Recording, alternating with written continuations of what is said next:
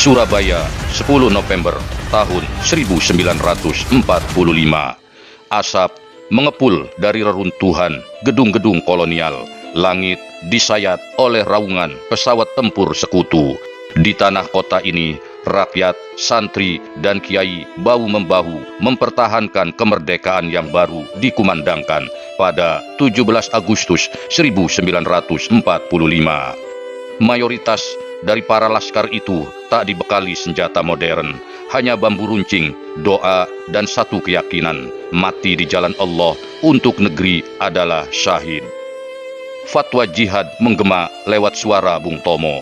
Dari Tebu Ireng, Jombang, hingga Buntet, Cirebon, dari Lirboyo, Kediri, hingga Sidogiri, Pasuruan, para kiai menyerukan perang suci melawan penjajahan.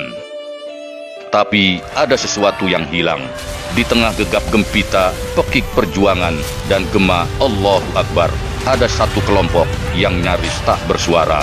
Kaum yang menyebut diri mereka Juriyah atau keturunan Rasulullah Shallallahu Alaihi Wasallam, klan Ba'alawi. Kemana dan di manakah mereka saat perang revolusi kemerdekaan 10 November di Surabaya? Tak ada yang mampu menjawabnya. Namun video ini akan menyajikan narasi dari misteri besar tersebut. Jangan skip agar sahabat misteri realita tahu secara menyeluruh seperti apa sebenarnya nasionalisme kaum Ba'alawi yang selama ini dipuja oleh para mukibinnya.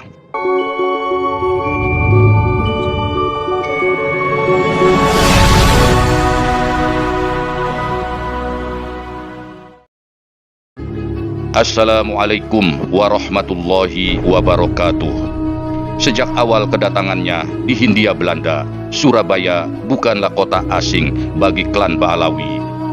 Sejak abad ke-19, kawasan Ampel dan Kembang Jepun telah menjadi pusat komunitas Hadrami, terutama dari klan Ba'alawi yang mengklaim dirinya sebagai Saddah Nabi. Kala itu, mereka sudah memiliki masjid, pesantren kecil, dan jaringan niaga yang kuat. Nama-nama seperti Habib Alwi bin Segap As-Segap, Habib Abdullah bin Ahmad bin Sahab, dan Habib Husain bin Muhdor As-Segap sudah dikenal luas di kalangan masyarakat Arab Surabaya dan penduduk lokal.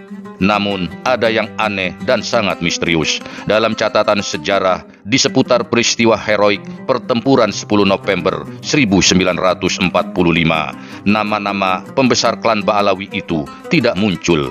Demikian pula Wadyabala atau komunitas klan mereka. Karena itulah tidak ada satupun nama klan Ba'alawi dalam daftar pejuang, tidak ada pula dalam daftar syuhada, dan sama sekali lenyap dalam arsip fatwa jihad. Sementara di saat genting dan mencekam itu, para kiai dari kalangan pesantren justru tampil di garda terdepan.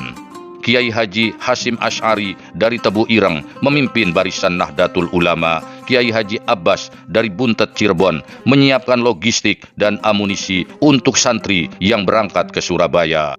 Kiai Haji Mahrus Ali dari Lirboyo, Kediri memobilisasi santrinya menuju medan tempur. Kiai Haji Hamid dari Pasuruan, Kiai Haji Abdul Karim dari Lirboyo, dan Kiai Haji Bistri Samsuri dari Den Anyar, Jombang, semuanya bersatu di bawah panji jihad. Mereka tidak bersembunyi di balik status atau gelar kehormatan sebagai kiai. Mereka turun langsung menegakkan kalimat Allah di bumi yang ingin merdeka seutuhnya.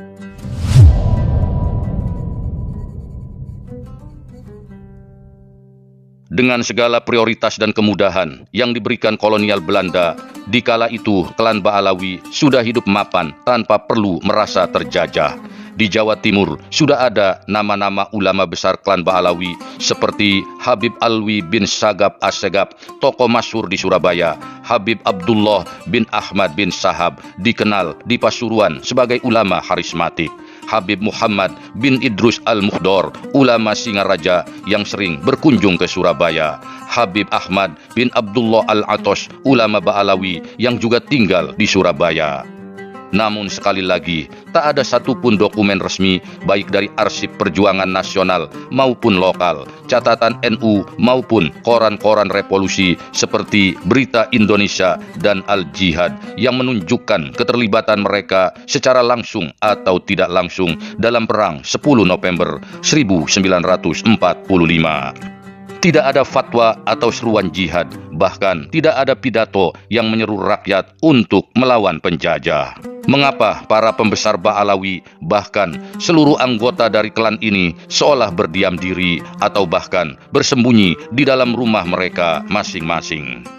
Sebuah cerita yang belum terverifikasi kebenarannya menyebutkan konon kabarnya Belanda yang membonceng sekutu telah menandai kawasan perkampungan mereka dengan tanda khusus yang mudah dikenali agar tentara sekutu tidak menyerang.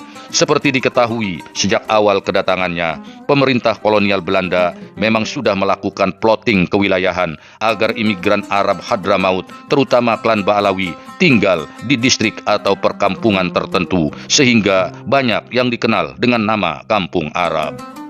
Kisah yang lebih valid menyebutkan beberapa sejarawan menduga bahwa klan Ba'alawi memang terikat pada warisan sosial politik dengan kolonial Belanda. Sejak zaman Hindia Belanda, sebagian besar kaum Ba'alawi termasuk dalam kelompok Arab Timur asing yang mendapat status hukum istimewa berdiri di antara pribumi dan Eropa. Status itu memberi mereka kemudahan untuk berdagang dan mendapatkan perlindungan administratif. Fakta inilah yang membelenggu mereka untuk terlibat secara aktif dalam politik dan perlawanan bersenjata bangsa Indonesia yang kala itu baru lahir 17 Agustus 1945. Karena terbelenggu oleh komitmen balas budi pada Belanda, akibatnya di saat rakyat pribumi menumpahkan darah dan mengorbankan nyawa, kaum Ba'alawi memilih untuk bersembunyi. Bagi sebagian kalangan mereka, politik dianggap najis, sementara jihad melawan kolonial Belanda seperti yang difatwakan oleh datuk mereka Usman bin Yahya di saat pecahnya Geger Cilegon 1888 dipahami sebagai pemberontakan melawan penguasa yang sah. Terlebih lagi, di masa penjajahan Jepang, kehidupan mereka tertekan secara ekonomi karena kemudahan dalam berdagang dibatasi. Mereka pun mendamba Belanda kembali hadir menjajah Indonesia sesuai dengan doa kejayaan untuk Ratu Wilhelmina yang ditulis Usman bin Yahya. Tanpa perlu membedah dengan pisau analisa yang lebih tajam lagi, Diam dan raibnya klan Ba'alawi di tengah-tengah perang besar melawan penjajah jelas menunjukkan kepatuhan mereka kepada kolonial Belanda.